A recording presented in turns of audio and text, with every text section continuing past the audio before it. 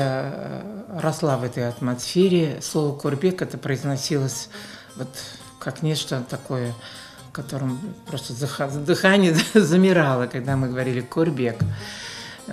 И приезжали мы, еще я была студенткой, меня папа привозил в Курбек.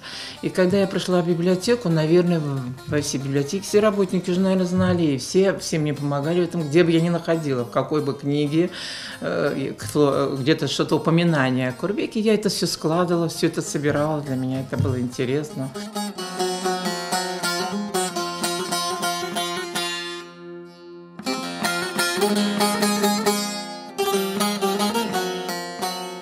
Я поняла, что в какой-то момент, что мне надо архивный материал. Вот не хватает архивного материала.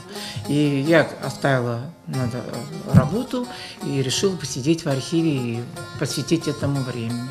Но это увенчалось успехом, очень много было интересного, очень много для меня было увлекательно и интересного нашлось в архивных документах. Я жила, наверное, судьбой этих людей. Потому что многих из них я знала, и знала эти семьи, конечно.